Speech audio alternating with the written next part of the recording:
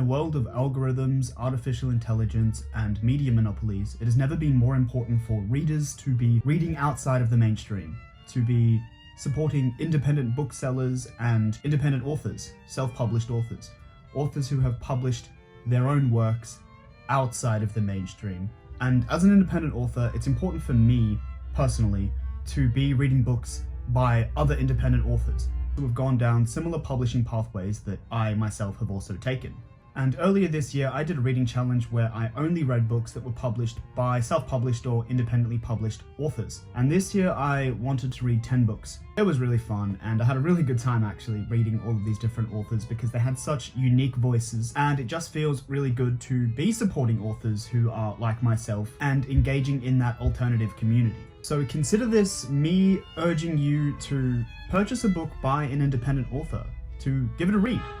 And even to leave a review for the author as well, because reviews are really helpful for independent authors, as well as word of mouth, so that other readers can find their works and the cycle continues. But without further ado, I want to show you the books that I read as part of this indie author reading challenge, so let's get into that. Starting with this one right here, The Garden Eternal by M. Sheridan Desmond, or Matt Desmond, who is a writer and a poet from the United States of America. Now, this beautifully cosmic collection of poetry was self-published. It is full of romantic charisma and ethereal lyricism. And I had a great time reading it, and if you like poetry, you should check it out.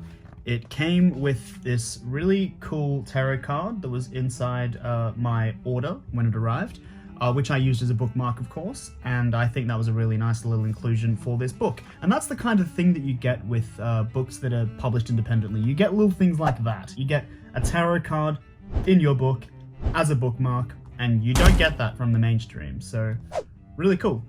This one is called Stolen Sharpie Revolution, which is a zine, actually. It's not really a book, it's a zine, although it is perfect bound. It's a zine about making zines. It looks like a zine, it's designed like a zine. Our zines, of course, are another form of independent publishing. They are much more DIY and low budget and small scale. And this is basically a bible to zine printing, zine making, selling zines, swapping zines, zine culture, where zines come from, what zines are as well, because that's a huge question, what zines are, because zines are, you can do so much with zines. It has like zine templates and sizes, stitching guides, and all kinds of things really. Such a key resource for anyone who wants to be a zine maker, and yeah, highly recommend. Now this one was really, really fun. It's kind of like a young adult or like a new adult novel. This is Georgie by Kat Orgavani. Georgie, she is rebellious. She comes from like a rich, wealthy family, but she resents her family for all of the unspoken trauma, and she just wants to live her young, rebellious life. I will mention my favorite thing about this book is that one of the characters, spoiler alert, is a nun who is also a drug dealer, so a drug dealing nun. And I thought that was just hilarious, but also really well handled. I liked her as an antagonist. I could go into a lot of detail about this one, but I think you should just check it out yourself. Now, I picked this one up at Clunes Booktown Festival when I met the author. She had a stall there and she was selling her works. Now, that's the cool thing about being a self-published author. You do get a little bit more control over distribution, and of course, profits typically go directly to the author, which is why I love going to book festivals and supporting as many indie authors as I can. So if you want a riveting, rebellious read about a young girl named Georgie here in Australia, then check this one out. I believe the author is working on a second one and potentially also a third one, so I will be getting those. And speaking of the Clunes Booktown Festival, which is where I picked up Georgie, I also picked up this one here, which is called The Noise of Empty Buildings. And this one's actually a semi-fictional work about Clunes Booktown and about how this bookish festival originated in the small country town of Clunes here in Victoria, and how Tess Brady as an author was also one of the organisers of the original Clunes Booktown. And this was really cool because I learned a lot about the origins of Clunes Booktown. It made me appreciate it so much more, having gone to Clunes myself as a vendor, as a seller, selling my own works, but also as just a book lover. This was a really cool piece of niche Victorian history. Another author I actually met at the Clunes Booktown Festival. You see a link here. There's a lot of independent authors at these book festivals, and it's a great place to meet them and actually make friends as well. One book that I picked up There's this one here, which is called The Ballad of the Bunny and Other Poems by Katherine Hannah, who was born in Blackpool, England, but now resides in Australia. And this is a unique poetry collection about a car accident and the aftermath of the car accident, how one moves on and carries the scars and burdens of a car accident, as well as overcoming fear after such a tragic accident. Really, really beautiful book. I love the references to the bunnies throughout the book, because the author had a close connection with her pet bunnies and that they helped her as part of her healing process after her traumatic car accident. And it was actually really cool as well to see that the Crash Support Network actually promotes this book as well as one of their resources. This is really good for anyone who has actually experienced some kind of traumatic accident and is looking for something to help them heal, or something they can resonate with during that healing process. Yeah, really cool book. I loved it. I think Katherine Hannah is an awesome writer. She's also a really cool person. So check it out if you want some more Australian poetry. Speaking of Australian poetry, we have here She's Not Normal by CoraliDemetriotis.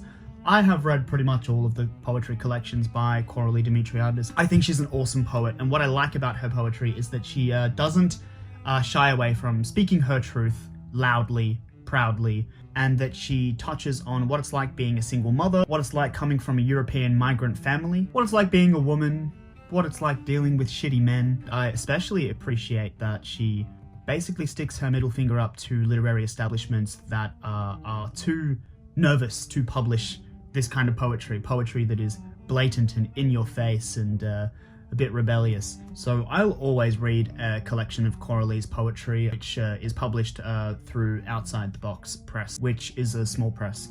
And I had a really good time reading this one. Surprise, surprise, we have another poetry collection. This one is Cul-de-sac Rabbits by Jax Bullshro, which is published by a small press called Moonrise. Now this collection was all about change and growth and transition and nature and youth. It's full of melancholy, it's full of euphoria, and I had a really great time reading it. I think it's gorgeous. I think the cover's really cool too. Check that out, that's awesome. So this was a debut novel, so just have a look, take note of the title, take note of the author. You should get yourself a copy. Now this one was probably one of my favorite ones as part of this reading challenge. This is Crybaby by Mabel Gibson, who is a Yamachi writer from Burloo, Perth.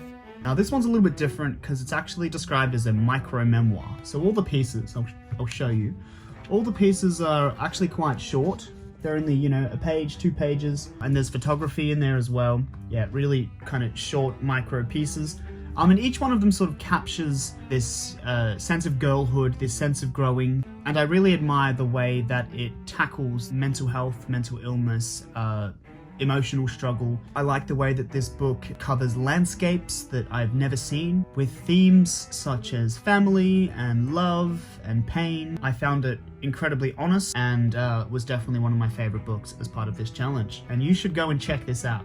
This was published by a small press called Night Parrot Press, and you can get this directly from their website. Now this one's a little bit different to the stuff that I usually read. It's called Eye Contact. It's by Leang, who is a friend of mine actually. Now this is about Rachel. She lives in New York and she's experiencing dating and romance, and the author actually likes to describe this one as a social romance. It's about a romance, but it's also about capitalism, commercialism, Times Square, billboards, that kind of thing. So just think about like dating in the 21st century, but also tackling wealth and class and all of these other things. Not my usual kind of thing, but I did thoroughly enjoy it. And if you read romance, but you want to read some different romance, then maybe Eye Contact is the book for you. Now this one here is actually an anthology. It's a speculative fiction anthology by a group called Meridian Astralis. And this one is called Austral. Meridian Astralis are a Melbourne-based writers collective, I suppose, of speculative fiction writers.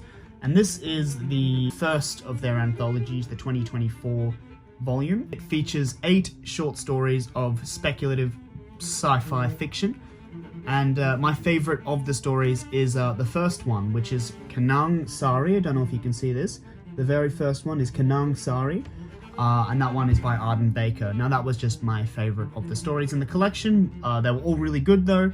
Had a great time reading this. And I think One thing we forget about with independent publishing is that sometimes this includes things like anthologies, and that it's not specifically a book by one author. Sometimes indie books are co-written books, and that's something to keep in mind if you want to read broadly and discover more independent authors.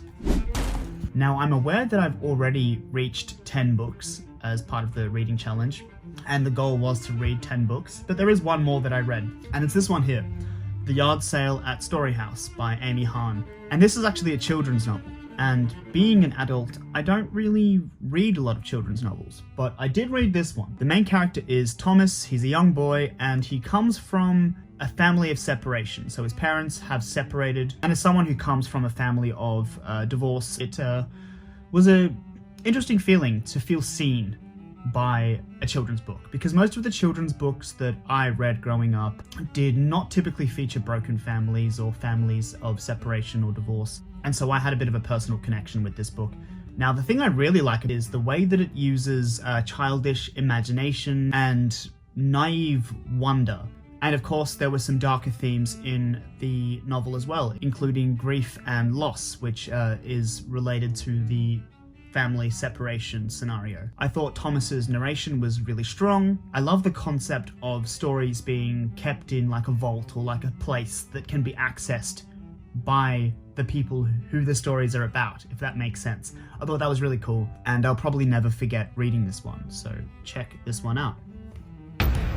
That brings me to the end of the reading challenge. So I implore you to go out there and find a book by an independent author. Maybe at a book festival, maybe in a bookstore, or you can even find authors' online selling places and purchase the book directly from them. And as I've already said earlier, it has never been more important for us to listen to diverse voices and read books by independent authors who may otherwise not have the reach or resources that mainstream authors or mainstream publishers have access to. So it's up to us, the little guys, to support the little guys, if that makes any sense. You know what I'm saying? It took me way too long to get this video out. I really do want to commit to this YouTube channel, but I'm a busy guy, I'm writing novels, I'm trying to be an author, and it's really hard to do everything all at once. But I will, as always, do my best, and hopefully see you in a future video really soon, but probably not.